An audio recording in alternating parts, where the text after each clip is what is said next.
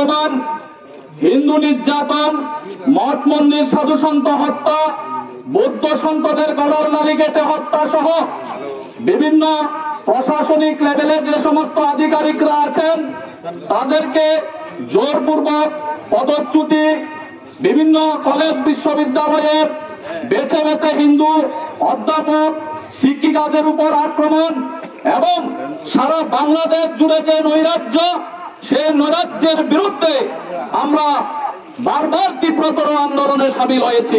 তারই অঙ্গ হিসাবে আমরা দেখেছি সাম্প্রতিক সময়ে বিশ্ব অশান্তির মূল হোতা ডক্টর মোল্লা ইউনূসের নেতৃত্বে একদল লোক যারা সমন্বয়ক করে নিজেদেরকে বড় বড় দাবি করেন, উনাদের নেতৃত্বে প্রশাসনকে ব্যবহার করে হিন্দুদের উপর ক্রমাগত আক্রমণ করে সেখানে আমাদের হিন্দু নেতা চিন্ময় কৃষ্ণ দাস প্রভুকে মিথ্যা মামলায় গ্রেফতার করা হয়েছে।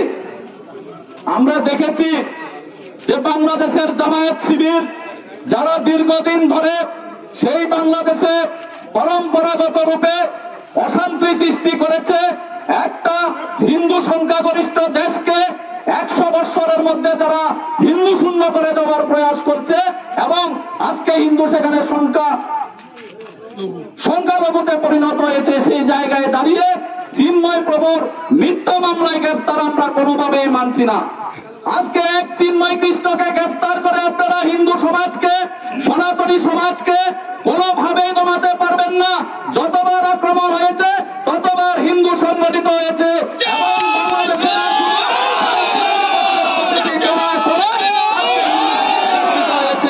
আমরা আপনাদের কাছে চাইব, এক চিন্ময় কৃষ্ণকে আপনারা কারাগারে রেখেছেন, লক্ষ চিন্ময় কৃষ্ণ আজকে ঘরে ঘরে তৈরি হয়ে আছে। আপনাদের সেই মূল পথ জামায়াত শিবিরকে যদি আপনারা নিষিদ্ধ ঘোষণা না করেন তাহলে ভারতীয়রা আপনাদের সমস্ত রকমের পরিষেবা বন্ধ করে আপনাদেরকে আমরা দেখিয়ে দিতে চাই হিন্দু আক্রমণ কতটা ভয়ানক জায়গায় আপনারা পৌঁছে দিয়েছেন। তার প্রতি প্রত্যেকটা কর্নারে আপনাদের যে বিচার, সে বিচার জনতা আপনাদেরকে করবে। আমরা বাংলাদেশ হাই কমিশন এবং সমস্ত কূটনৈতিক মহলের কাছে আমরা এই মেসেজ দিতে চাই, অবিলম্বে মিথ্যা মামলা থেকে চিন্ময় প্রভুকে মুক্তি দিতে হবে, নিঃশর্ত মুক্তি দিতে হবে এবং বাংলাদেশে হিন্দুদের যে 8 দফা ন্যায্য দাবি, সে দাবিগুলোকে যথাযথ মর্যাদায় মান্যতা দিতে হবে। ভারতবর্ষের হিন্দু সমাজ আপনাদের সেই বাংলাদেশে নির্যাতিত হিন্দুদের পাশে আছে এবং আমরা প্রতিনিয়ত মাঠে রাস্তায় আন্দোলন করে যাব। আপনাদেরকে আমরা বিশ্বের দরবারে দেখিয়ে দেব বাংলাদেশ একটা নিপীড়িতের দেশ, সেখানে সংখ্যালঘুদের উপর আক্রমণ কিভাবে করেছে সেটা আমরা দেখিয়ে দেব সমগ্র বিশ্ববাসীর কাছে। কে আপনাদেরকে নোবেল পুরস্কারে ভূষিত করেছে?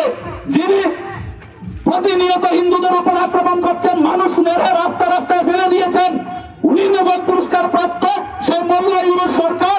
এই জিহাদিদের ঠিকানা যত বাংলাদেশে না হয় আমাদের ভারতবর্ষের যে সমস্ত মৌলবাদী সংগঠনগুলো আছে, জামায়াত শিবির, জামায়াতে উল হিন্দ থেকে শুরু করে যে সমস্ত সংগঠন আছে, সেই সংগঠনগুলোকে আমরা ভারত সরকারের কাছে আবেদন করবো রাষ্ট্রপতি বরাবরে, যাতে অবিলম্বে সেগুলোকে বন্ধ করে দেওয়া হয়। আমরা পিছিয়ে থাকবো না। দীর্ঘ বছর আমাদের নিপীড়িত হতে হতে এমন জায়গায় নিয়ে এসছে, আমরা এখন আমাদের প্রতি প্রত্যেকটি কার্যকর্তা, প্রতি প্রত্যেকটি সনাতনী নাগরিক সমাজ মৃত্যুকে ভয় পায় না, বরং আমরা মৃত্যু সামনে রেখে আমরা সামনের দিকে অগ্রসর হব। আপনারা ইসকনকে সন্ত্রাসবাদী বলছেন, আপনারা ইসকন সম্পর্কে কি জানেন? বিশ্বের 100-র উপরে দেশে ইসকনের সংগঠন আছে, কৃষ্ণ নাম বিলিয়ে তারা জগৎ মাতায়িত করছে, আর আপনারা ইসকনকে সন্ত্রাসবাদী বলছেন। আপনাদের কাছে একটা তথ্য প্রমাণ দেখাতে পারবেন যে ইসকন সন্ত্রাসবাদী কার্যকলাপের সঙ্গে লিপ্ত আছে?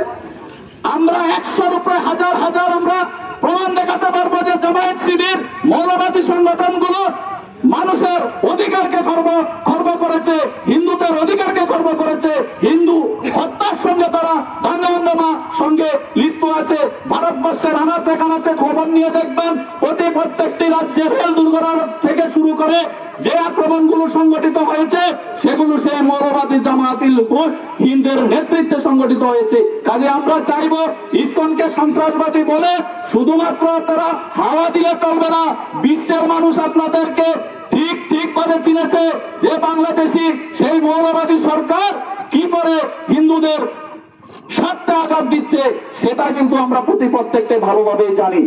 তাই আমি তত্ত্বাবধায়ক সরকারের কাছেও যারা বুদ্ধি সম্পন্ন লোক আছেন, যারা পেছনের সারিতে আছেন, আপনাদের কাছে আমরা বলতে চাইবো এই সরকারটাকে আপনারা বুঝান যে হিন্দুদের 8 দফা ন্যায্য দাবি সেগুলোকে অবিলম্বে মান্যতা দিয়ে যাতে বাংলাদেশে ক্রমাগত হিন্দু নির্যাতন বন্ধ হয়, একটা সুস্থ সুন্দর রাষ্ট্র ব্যবস্থা আপনারা পরিচালনা করেন।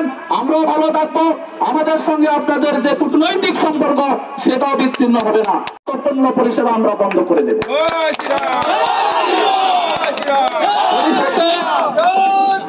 আমি ভারত সরকারের কাছে অনুরোধ করব, সুদীর্ঘ পুরাতন যে ওয়াকফ বোর্ড সেখানে আজকে 9 লক্ষ কোটির উপরে তাদের যে একর সম্পত্তি আজকে ওয়াকফ বোর্ড নিয়েছে, সেই ওয়াকফ বোর্ডকে অবিলম্বে ভারত সরকার যাতে বাতিল ঘোষণা করে। শুধু তাই নয়, আপনারা যেখানে আমাদের প্রত্যেকটি হিন্দু নাগরিক সমাজ আছেন, আপনারা যার বাড়িতে হকারি ও কাজের নাম করে যে সমস্ত মৌলবাদী মুসলিমরা বিভিন্ন দেশ থেকে এসে এখানে থাকছেন, যদি তারা আপনাদের বাড়িতে থেকে আপনাদের সাংস্কৃতিক পরিবেশকে বিনষ্ট করছে, তাদেরকে আমরা বলবো সামান্য স্বার্থের জন্য, সামান্য অর্থের জন্য আপনি ভাড়া দিয়ে তাদেরকে রাখবেন না, আপনি তাদেরকে অবিলম্বে বিতাড়িত করুন। খুললাম চ্যালেঞ্জ। কেন বলছি? কারণ আমরা বারবার প্রমাণিত হয়েছে রাজনৈতিক কাজের সুবাদে ল্যাব বিক্রির নামে, চুল বিক্রির নামে রাজ্যে এসে আমাদের ত্রিপুরাকে তারাই বলছে যে শান্তির ত্রিপুরাকে আমরা অশান্তি করছি, এবং আমাদের এখান থেকে বহু মা বোনকে তারা নিয়ে সেখানে নিয়ে উত্তরপ্রদেশ, পাঞ্জাব, আরব দেশগুলিতে নিয়ে বিক্রি করছে। আমরা চাই না এখান থেকে আপনারা বিগত কয়েক মাসের মধ্যে প্রায় 30টির উপরে ঘটনা হয়েছে, কয়েকটি ঘটনা